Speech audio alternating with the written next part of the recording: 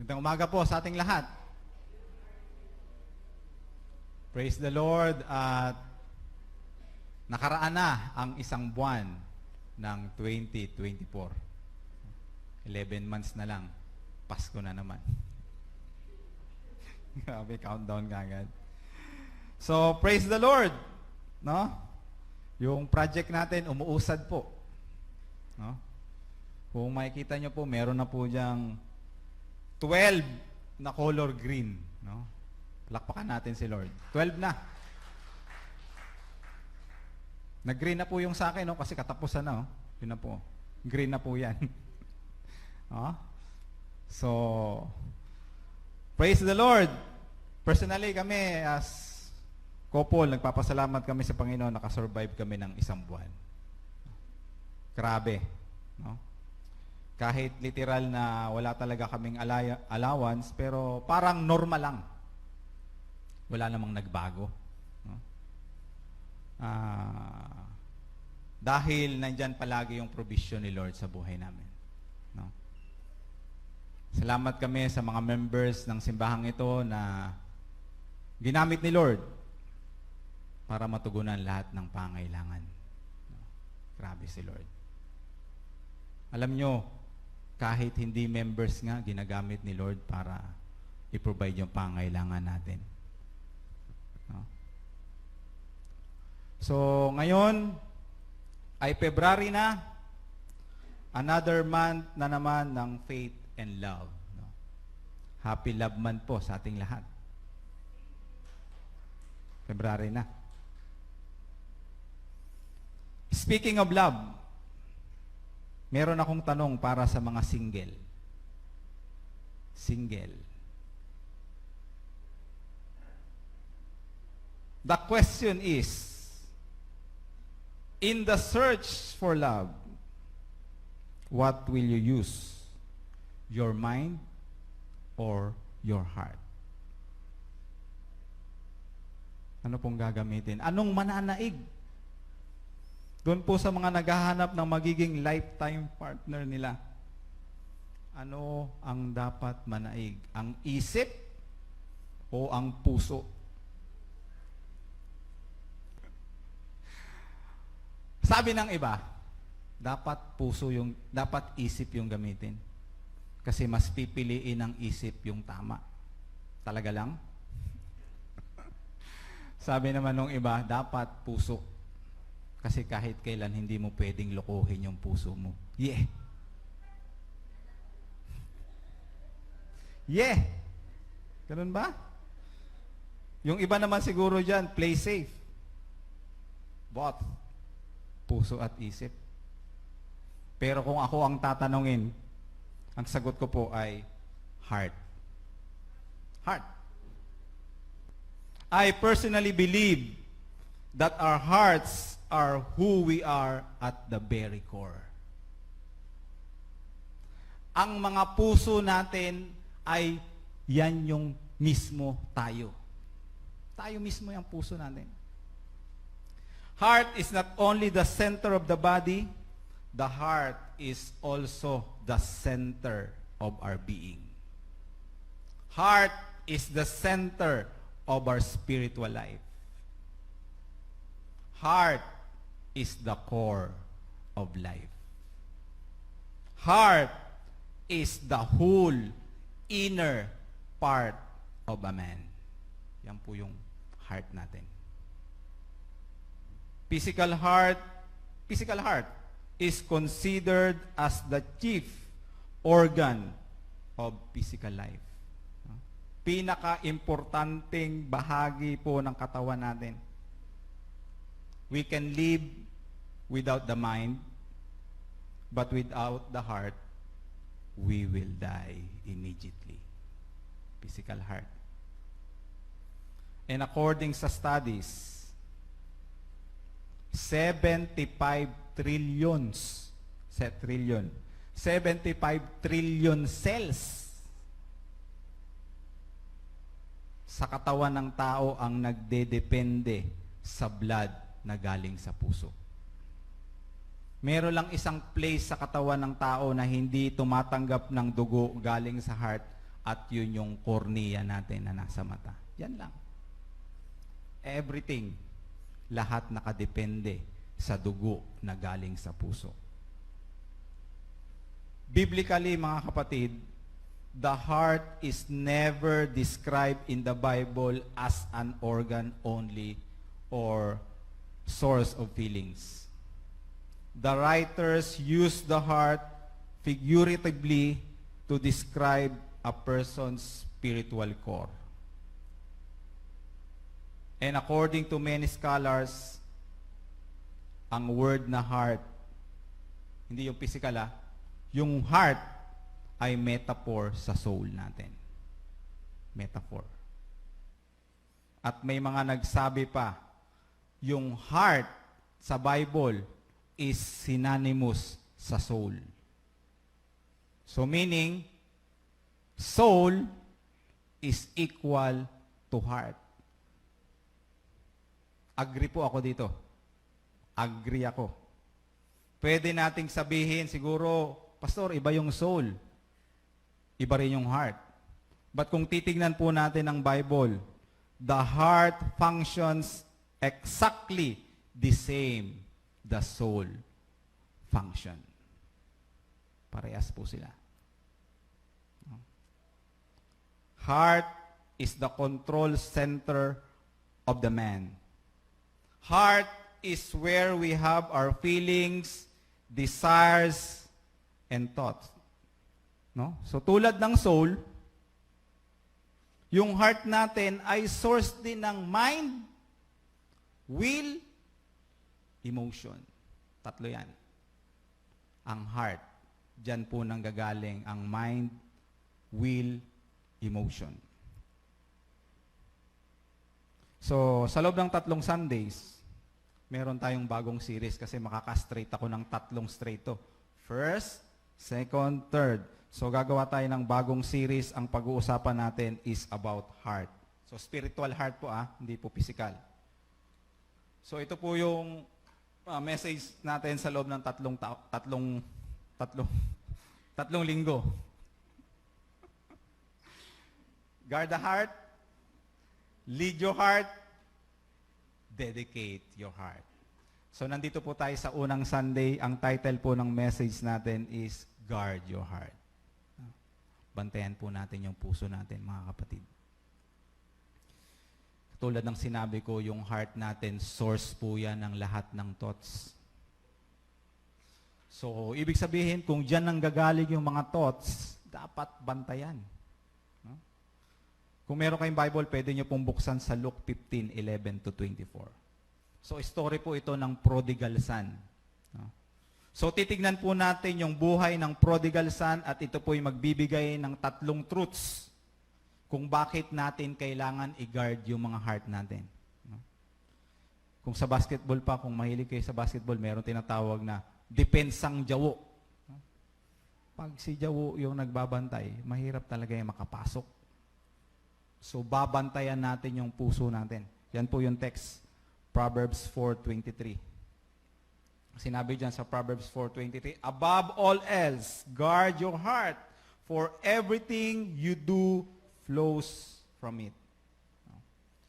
So, kailangan po natin bantayan ang ating heart kasi kung hindi natin babantayan yung heart natin, ito po yung unang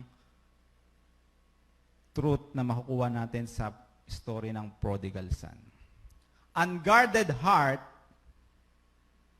conceptualize evil thoughts. So yung mga masasama palang pag-iisip, pagnanasa, nagsisimula sa heart, nagko-conceptualize yan galing sa heart. Sa heart po. Ang puso, katulad ng pinagsabi ko kanina, ang puso ang pinanggagalingan ng thoughts, concept, ideas. Kung hindi natin babantayan ang puso natin, dito magmumula ang evil thoughts sa puso, mga kapatid. Tingnan mo yung batang prodigal son. Ito po yung verse 11-12. Jesus continued, there was a man who had 2 sons. The younger one said to his father, "Father, give me my share of estate." So he divided his property between them. So yung story po ng prodigal son, kinuha ng anak yung mana niya kahit buhay pa yung ama niya. Sa culture ng mga Jews, kahit po sa culture natin, this is unacceptable. Bakit po ito nagawa ng anak? Saan po nanggaling ang ideyang ito? Saan niya nakuha yung ganyang klaseng pag-iisip? No? So mga kapatid, nagmula sa puso, unguarded heart. Doon nagmula ang konsepto. Doon nagmula ang kaisipan, ang idea, ang thought nanggaling sa puso. Marahil biglang pumasok sa puso ng anak, ano kaya kung kunin ko na yung mana ko? Ano kaya kung umalis na ako dito? Subukan ko kayang mabuhay sa labas. No? So galing po sa puso niya. Mark 7:21. For from within, out of the heart of man, proceed evil thoughts, adulteries, fornication, murders, thefts, covetousness, wickedness, deceit, lewdness, an evil eye, blasphemy, pride, foolishness. Galing po sa heart. Meron pa, para mas maliwanag. But Jesus, parang kulang to. Okay, sakto lang. But Jesus, knowing their thoughts, said, "Why do you think evil in your heart?" Ang linaw po. Kahit tignan nyo po yan sa translation nyo, yan po ang sinabi. You think evil in your hearts. So yung hearts natin, nag-iisip yan. So kung hindi mo babantayan yung puso mo, mag-iisip yan ng mga masasamang konsepto. Mag-iisip yan ng masasamang bagay kung hindi mo babantayan. Kung hindi mo babantayan, dyan galing ang evil thoughts. Pag-usapan natin ang physical heart. According sa science, nag-research ang mga scientists kasama si Dr. McCarthy noong 1980s. Sabi nila, yung heart at saka mind, heart and mind, meron po itong constant dialogue sa isa't isa. Meron silang dialogue. At according sa research ng mga scientists noong 1980s, nakita nila sa activity ng heart at brain na mas maraming pinapasang signal ang heart papunta sa brain kaysa signal na galing sa brain papunta sa heart. So mas maraming signal ang binibigay ng heart papunta sa mga brain natin. So yan po yung sinasabi natin kanina, heart is the control center of the man. Kaya nga sinabi sa Proverbs 4:23, and above all else, guard your heart, for everything you do flows from it. Galing po sa puso yung mga iniisip nating mga masasama. No? Above all else, sa Tagalog pa, higit sa lahat. No? Puso pala yung dapat bantayan. Tama siguro, bantayan natin yung dila natin, bantayan natin yung mga mata natin, tenga, pero puso po ang pinakamahalaga sa lahat. Higit sa lahat.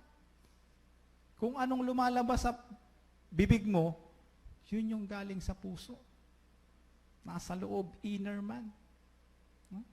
So ingatan po natin at bantayan po ang mga puso natin ngayong, lalo na ngayon, love month.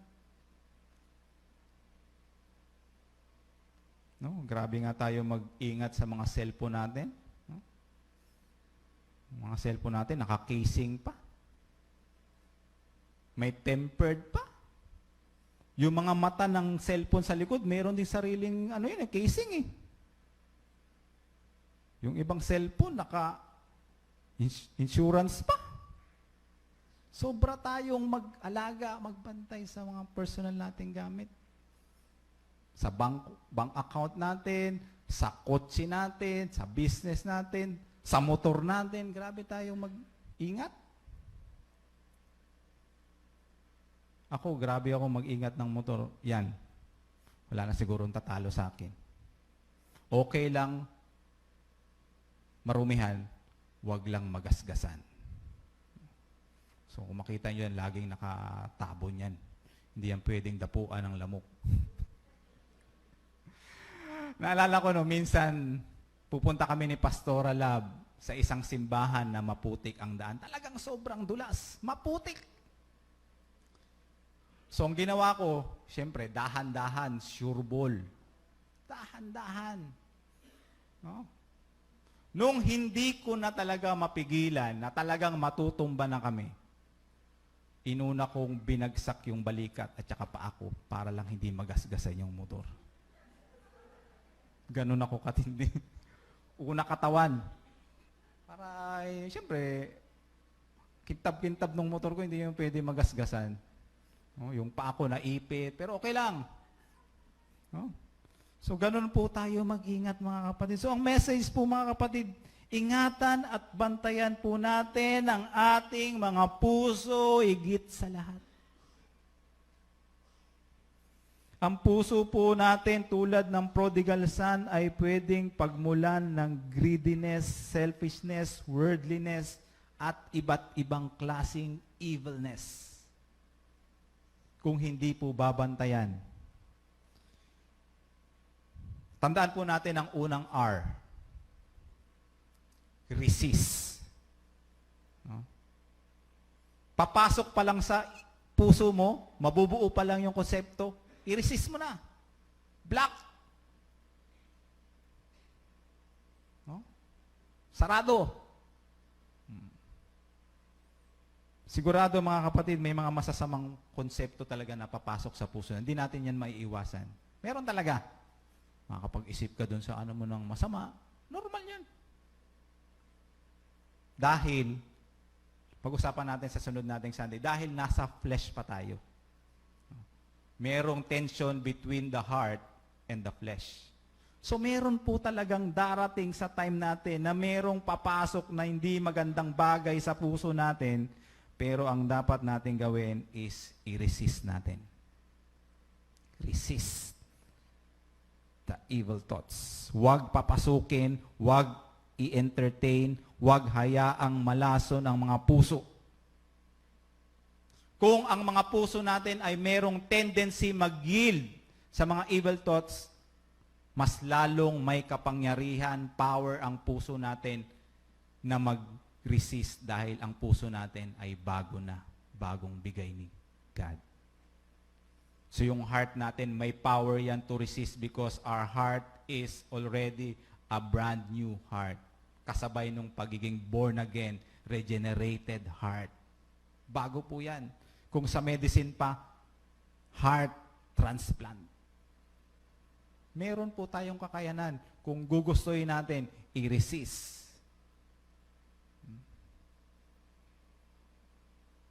So kung meron pong nabubuo-buo na dyan, no, resist. Punta tayo sa pangalawa. Unguarded heart considers evil pleasures. Kung sakasakali mga kapatid na hindi talaga natin nabantayan yung puso natin, nahayaan natin siyang makapasok yung evil thought sa puso natin, in-entertain natin, hindi natin na-resist, pumasok na po siya, namalagi na po sa puso natin, dito na po magsisimula yung defeat natin. Ang nabuong thoughts sa mga puso natin ay magsisimula na po yung maghari. Ikukonsidera na yan ng mga puso natin. Sa mga oras na to, yung mga puso natin, kung nandyan na yung thoughts sa puso natin, yung mga puso natin mag-uumpisa na mag-consider, mag-imagine, motivated na, minsan magja-justify pa yung puso natin. So, yan po yung mangyayari. The more na i-consider ng heart yung evil thought, the more na magiging attractive. The more na isip-isipin ng puso yung evil thoughts, yung mga evil pleasure, mas lalong tataas ang desire. Kung mas lalong pagbubulay-bulayan ng puso yung mga kaisipang nabuo, mas lalong i-consider ng puso mo yung mga pleasures na pwede mong maramdaman o ma-experience sa buhay mo. Mautak po yung puso natin. Tingnan niyo po yung Matthew 5. But I say to you that whoever looks at a woman to lust her has already committed adultery in his heart. Defeated na. Sa puso pa lang. Hindi pa nagagawa.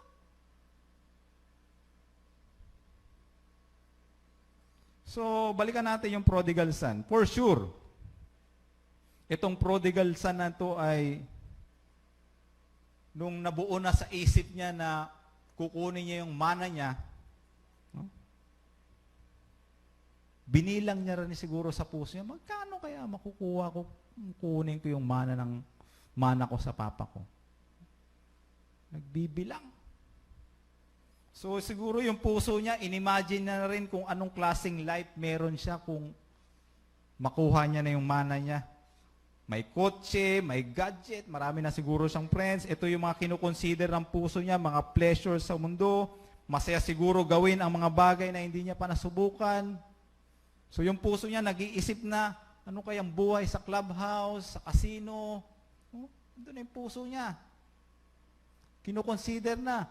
Siguro nagja-justify din yung heart niya. Pagkatapos ng mga ilang taon na nagsilbi ako sa aking ama, deserve ko naman siguro maging masaya. No? Yun siguro yung naglalaro sa kanya mga puso. Di naman siguro masama maging masaya. Yun siguro. Kaya nga sabi ni Jesus sa Luke 5, tignan nyo. But when Jesus perceived their thoughts, He answered and said to them, why are you reasoning in your heart? Nagrarason-rason din pala yung puso. Nag-i-evaluate, nagko-consider, nag-i-imagine. Yan po yung puso natin. Tinignan ko po sa original tekstong reasoning in your heart. Ang ginamit po na word sa Greek Bible is dialogeste, cardia. So, ang Greek word po ng heart is cardia. Kaya meron tayong cardiac arrest. So, galing sa Greek word na cardia. So, dialogiste, verb. You reason. So, ang literal na meaning, tama po yan, reasoning in your heart. Marunong pong magrason yung mga puso natin, mga kapatid. Kaya nga minsan, kung gusto mo ang isang tao pero hindi pwede, magrarason talaga yung puso. Huh? Gagawa talaga ng paraan. Huh? Ang puso natin, mga kapatid, marunong magbilang, marunong mag-imagine, marunong mag-evaluate, marunong mag-analyze, marunong mag-justify. Control center nga, di ba? Yung heart natin. So kung hindi natin babantayan yung puso natin, i-consider niya yan, yung mga evil pleasures. O pag kinonsider niya na yan, mas magiging attractive sa atin at magiging mas malakas. Okay, pumunta ulit tayo sa science. Noong 1991, na-discover ng mga scientists na sa human heart pala natin, mga kapatid, meron po tayong 40,000 specialized cells sa heart natin. 40,000 cells. Specialized. At ang mga cell na ito, according sa mga scientists, ay nagpa-function tulad ng brain. Yung mga cell sa puso. Specialized cell. At ang mga cell na ito ay tinatawag nilang little brain in the heart. Meron pang mas matindi, mga kapatid. Ito. Ang sabi nila, according sa kanilang research, yung cell na ito, na specialized cells na nasa heart natin, ay mas malakas ng 5,000 times kesa sa cell na nasa brain. Kung magnetic frequency ang pag-uusapan. Mas malakas yung cell na nasa puso, 5,000 times stronger. Kaya nga sa analysis nila, ang sabi nila, heart can think, remember, make decisions, feel, and sense independently of the brain. Yun po yung sabi ng mga scientists. So yung puso natin, nag-iisip din yan.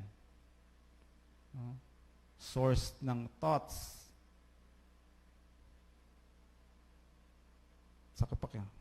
Pakitingin daw yung mga puso natin ngayon. Tingnan daw natin yung puso natin. Ano pong laman ng puso natin ngayon? Sora Lab, ano laman ng puso mo? Pakitingin daw, anong laman ng puso mo? Kasi kung anong laman yan, yan yung pagbubulay-bulayan. Yan yung i-consider. Envy, hatred, selfishness. No? Mga kapatid, kung sakasakali naman,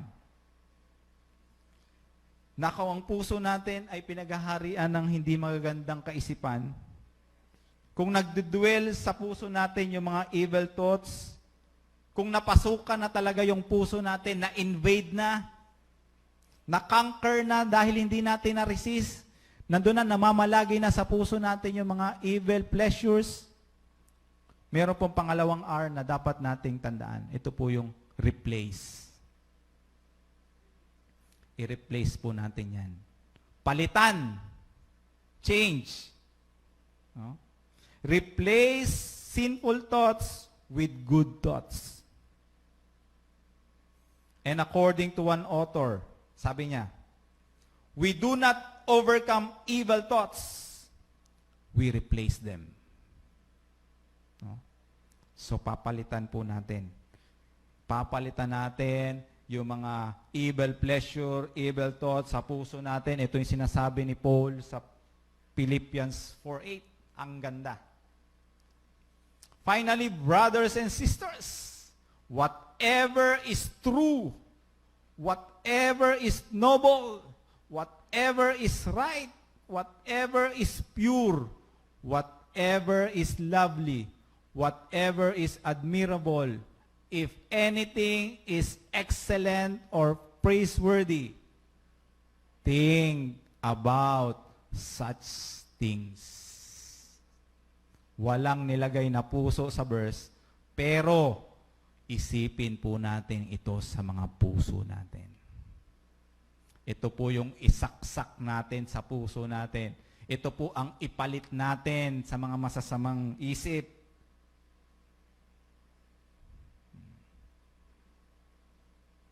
Hindi lang basta, yun yung sinasawa sa Tagalog na, hindi lang basta isinasa isip, isinasa puso. Ipapameditate sa puso. Ipapadwell sa puso. I-embrace ng puso.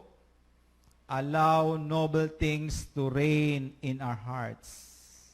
The center command of our being. Heart po. Pumunta po tayo sa pangatlo. Last na. unguarded heart chooses evil things. So, pipili na po talaga yan. Pipiliin niya na talaga ang masama. Kung hindi po babantayan. If we fail to guard our hearts and allow evil thoughts to reside in them, our heart will ultimately choose evil, and this will determine the direction of our lives. Some said, it is the decision, not the condition, that determines our life. Tama, no? Hindi po yung kondisyon natin sa buhay ang magdedetermina ng buhay natin o ng direksyon. It is our decision that will determine our lives. But the question is, what will influence or what will dictate our decision? Sino pong mag-i-impluwensya ng mga desisyon natin na siyang magdidikta ng takbo ng buhay natin? Sino mag-i-impluwensya ng mga desisyon natin sa buhay na siyang magde-determine ng direksyon o destiny natin? It is the condition of the heart. It is the condition of our hearts that will dictate our decisions, and these decisions will eventually determine our lives. No? So, it will start in the heart. Magsisimula sa puso. So, yung kondisyon ng puso mo, kung anong kondisyon yan ngayon, yan yung magdidictate ng desisyon mo. Pag nag-decide ka na, yung decision mo, yun yung magde-determine ng destiny mo. So, nasa puso pa rin. It all starts in the heart. Tingnan niyo yung sinabi ng anak. Father, give me the portion of goods that falls to me. No? Hiningi ng anak ang kanyang mana, buhay pa ang kanyang ama. Napakalaking pag-dishonor na ginawa ng anak.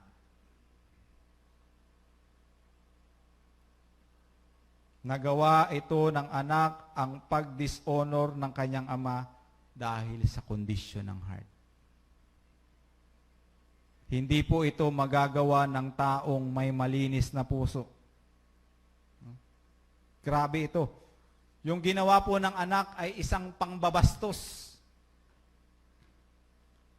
Kung pwede natin gamitin yung kawalang hiyaan, yun po yun. Grabe. Buhay pa yung ama mo, kukunin mo yung mana mo, isa po itong lapastangan. Kulang na lang sabihin ng anak, Tay, parang ang tagal mo namang mamatay, hindi na ako makapaghintay. Ibigay mo na sa akin ang nararapat sa akin. Parang ganun yun eh, indirectly. Yun po yung message nun. Sana, mamatay ka na, Tay. Okay. Huh? So bakit po? Bakit po ito nagawa ng anak? Dahil sa kondisyon ng kanyang puso. Na-conceptualize ang evil thoughts, nag-reign sa puso niya, pinili ng puso niya ang masama. Kaya nga sa Tagalog, meron tayong katagang maitim na puso, pusong bato, walang puso. So ito na yun. A heart that is corrupted, that chooses evil. So ano pong nangyari sa prodigal son pagkatapos niyang piliin yung desisyon ng puso niya?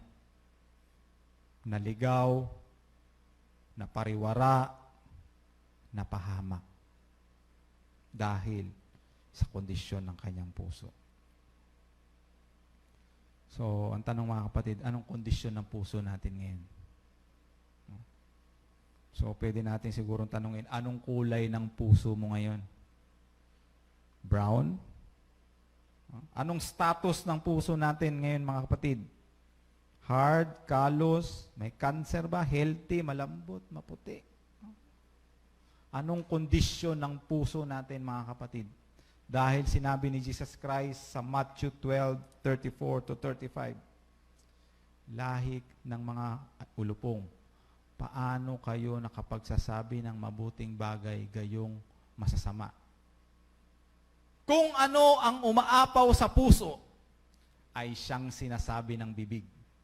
Mabuti ang sinasabi ng mabuting tao sapagkat puno ng kabutihan ng kanyang puso. Masama ang sinasabi ng masamang tao sapagkat puno ang kasamaan ng kanyang puso. Simple lang ang prinsipal. Napakasimple. Pure na puso, pure na mga bagay ang lalabas. Maputing puso, maputing bagay ang lalabas. Impure na puso, impure din ang lalabas. Itim, mga itim din na mga gawain ang lalabas, mga kapatid. So, kung marumi man ang kondisyon ng puso natin ngayon, meron pa tayong pangatlong R. Repent. Kung ang puso natin ngayon ay puno ng mga kasalanan, puno ng hindi magandang pag-iisip, ito na ang panahon para mag-repent, change of heart. Acknowledge your sins before God. Express your sincere repentance to the Lord. Ito yung sinasabi ni David. Ito yung mga panahon na yung kondisyon ng heart ni David sobrang sama. Sobrang dumi. Sobrang dungis ng puso ni David. Ito yung panahon na hindi ko alam kung ni-rape niya ba si Bathsheba o inagaw. Basta sabi na ibang author, ni-rape pa daw. No? Si Bathsheba. Adultery. Ginawa niya ng paraan para mamatay si Uriah, yung asawa ni Bathsheba. Nagrebelde siya sa Panginoon. So, napakadumi ng puso niya. Ito po yung repentance niya. Ito po yung prayer niya. Create in me a clean heart, O God. And renew a steadfast spirit within me. So, kung marumi yung mga kondisyon ng puso natin ngayon, mga kapatid, meron tayong mga nagawang pagkakasala dahil sa kondisyon na rin ng puso natin. Marungis tayo sa harapan ng Panginoon. Hindi maganda yung kondisyon ng puso natin. So mag-repent po tayo kay Lord. Ask forgiveness from the Lord. Ask God to give us a clean heart, a heart that seeks what is pure, a heart that seeks to follow His word, and a heart that seeks the Lord. So let us guard our hearts. Resist, replace, and repent. Good morning po.